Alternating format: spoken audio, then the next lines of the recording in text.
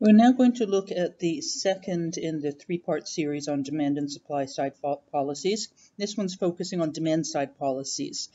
And we'll be looking in particular at the strengths and weaknesses of demand side policies. And this could typically be an IB essay type question where they may ask you to evaluate the strengths and weaknesses of demand side policies. So try to make note of what these are. So we know that fiscal policy, just as a reminder, is basically taxes and government spending. So the strengths of fiscal policies, particularly good at combating a deep recession, and looking at, in particular, the government spending. If the economy has been very sluggish, as was the case in 2008, there was a lot of government spending, and it was known as stimulus spending in many, many countries to try to get the economy up and running. So the strength of fiscal policy is to pull an economy out of a deep recession, or when the economy finds itself on the horizontal segment of the aggregate supply curve. Of course, this being the Keynesian model that we're talking about when we refer to the horizontal segment.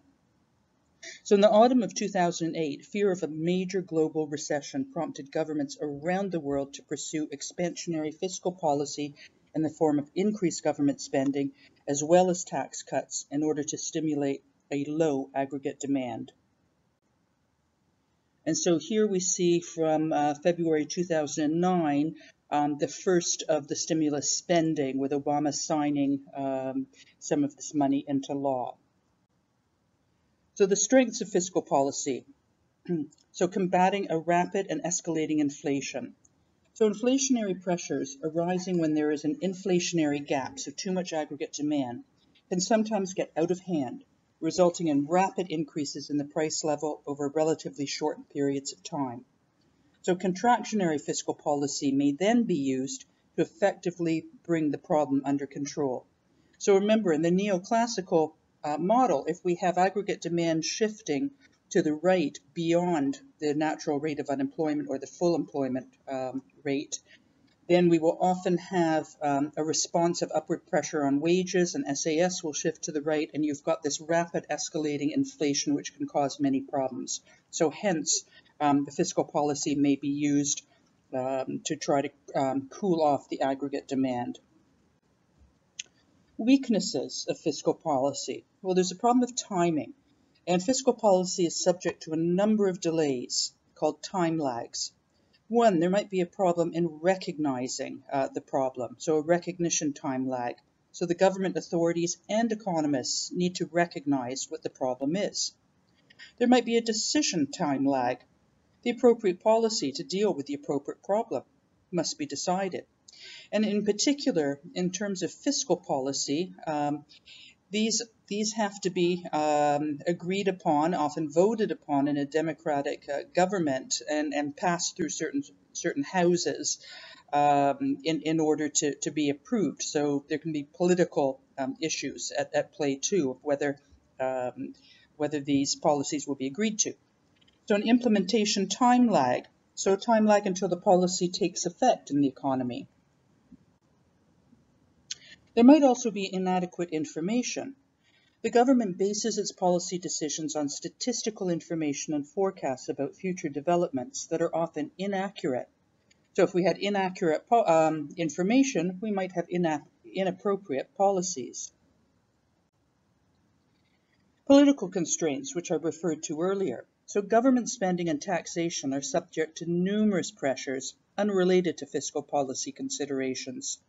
So for example, spending for social services cannot easily be cut if a contractionary policy is required, because people don't like the idea of less money going towards healthcare and education and so on. And tax increases are politically unpopular for obvious reasons. And tax decreases could be inappropriately enacted because they're politically popular. So in order to win votes, a political party may decrease taxes, but that might not be what the economy needs. Crowding out.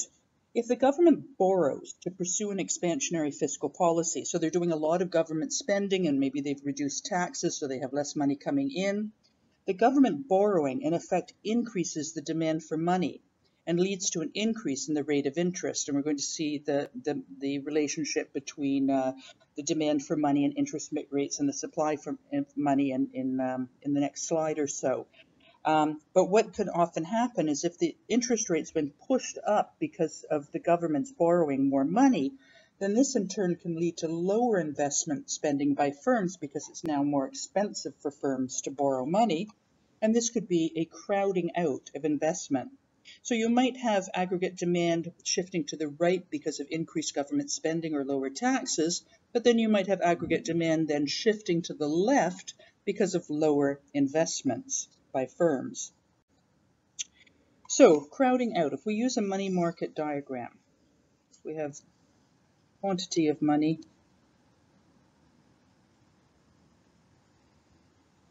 and we have interest rates.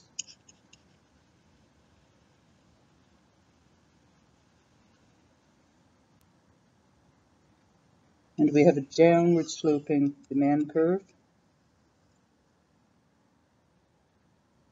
And we have solid supply money.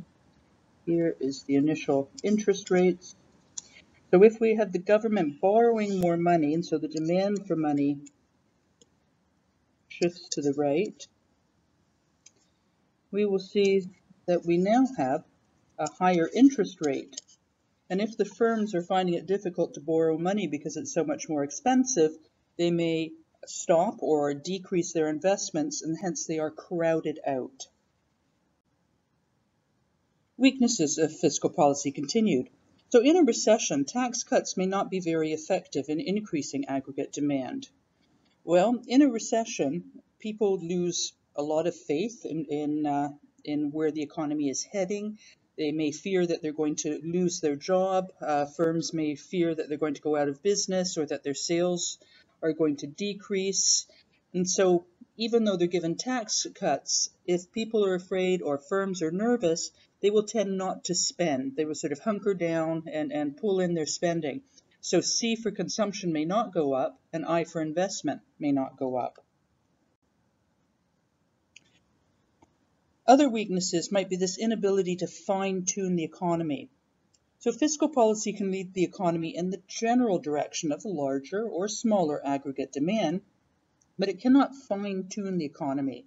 So it can't be used to reach a precise target with respect to the level of output, employment, and the price level.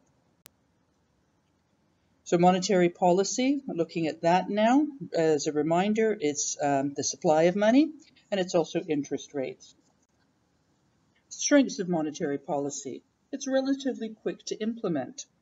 So unlike fiscal policy, it doesn't have to go through the political process. Remember, it's controlled by the central bank.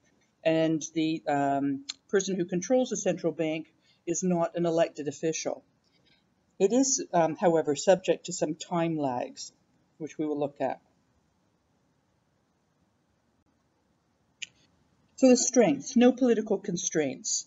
So it has greater freedom to pursue, for example, higher interest rates, which might be politically unpopular. But again, the central bank and the central banker is not someone who's being elected. No crowding out effect. So if we lower interest rates, for instance, to stimulate aggregate demand, we won't be crowding out businesses from borrowing money. In fact, they'll be encouraged to borrow money. It's better suited to fine-tuning of the economy in comparison with fiscal policy. It may be more accurate with respect to achieving output, the price level, and employment objectives. Some weaknesses. Just like with fiscal policies, we can have a problem with timing. So there can be a time lag until the problem is recognized, and a time lag until the policy takes effect. Changes in interest rates can take several months to have an impact on aggregate demand, real output, and the price level. But by then, the economic conditions may have changed such that the policy is no longer appropriate. Weaknesses. Just like with tax cuts, it might be possibly ineffective in a recession. So again, if businesses and individuals are afraid for their future, even though there might be lower interest rates, they may be reluctant to spend. So an easy money or expansionary policy aims to increase aggregate demand by encouraging investment and consumption spending, so C&I, through lower interest rates. This policy assumes also that banks will increase lending to firms and consumers, and that firms and consumers will increase borrowing and spending. So why might banks be reluctant to increase lending to firms and consumers? Well, in a recession, we know that unemployment is going to increase. So if you're lending money to individuals, what's going to happen if they get laid off or fired? So it might be much more riskier to loan to them. And the same thing with firms. If their sales are going to decrease, or if the firm might be ultimately driven out of business, it's riskier to give loans in a recession in case the entity isn't around afterwards to pay you back. So weakness of demand-side policies. Inadequacy when faced with a supply-side economic contraction. So let's look at this. If SAS decreases, we know that real GDP will fall and the price level will rise simultaneously, and this is known as stagflation.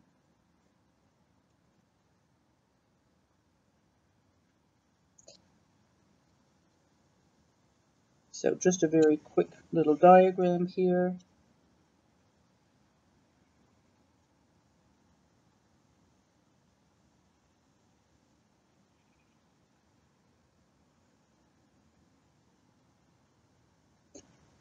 So if we have SAS shifting to the left, and we've moved from this point to this point, we know that output has decreased, so unemployment's gone up, and we have inflation, a very unhappy situation. Fiscal and monetary policies are unable to resolve both inflation and unemployment at the same time. So inflation requires a deflationary policy which worsens the problem of unemployment. Unemployment requires an inflationary policy which worsens the problems of inflation.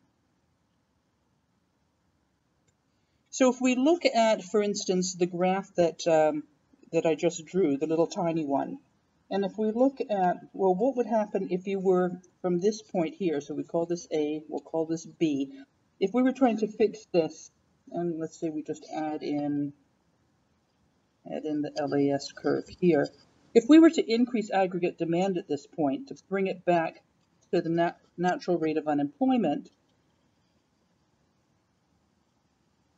and AD increased to here, this becomes our point C, we can see, well, yes, we did manage from B to C to decrease unemployment by increasing output. But look at what happened to inflation from A to B to C. It's really gotten out of control. So if we have a supply side policy, it is not ideal to use a demand side approach. So here are some testers for you to go through. And again, the answers are posted on Blackboard.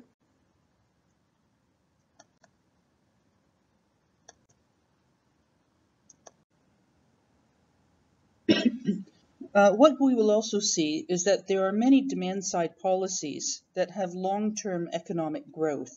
So just giving you a little preview, we're going to have demand-side policies which have what we're going to call supply-side effects.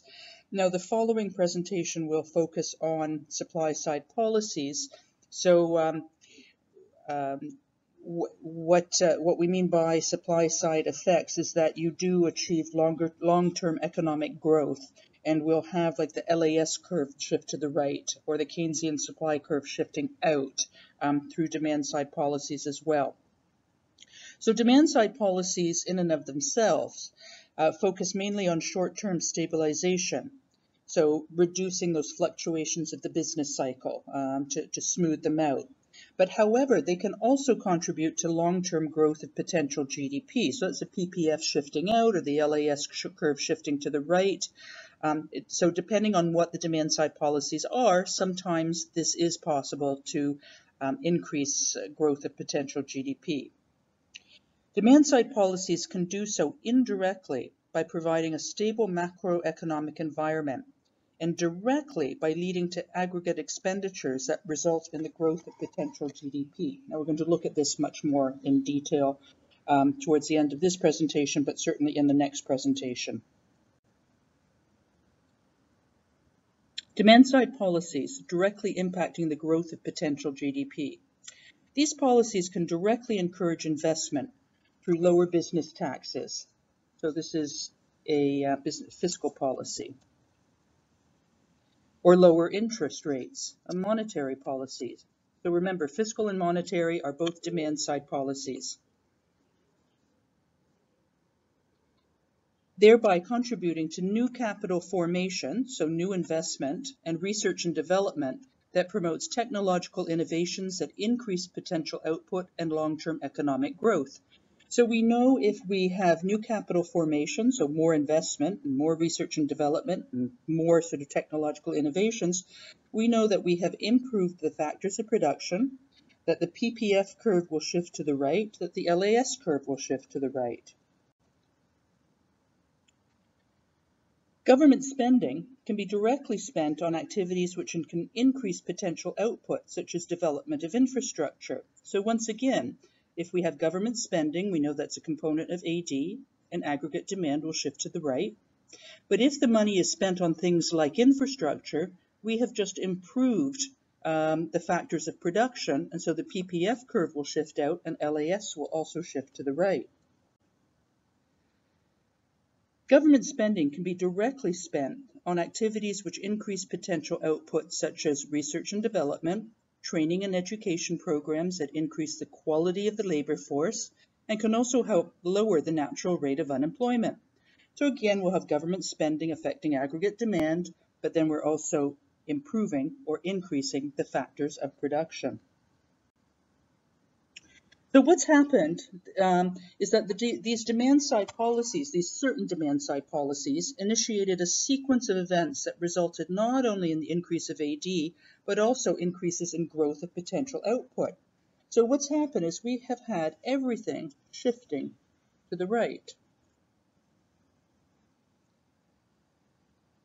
So we have LAS2, AD2, SAS2, with everything shifting, and we've got now an increased output and a lower rate of natural unemployment and a growth of potential output.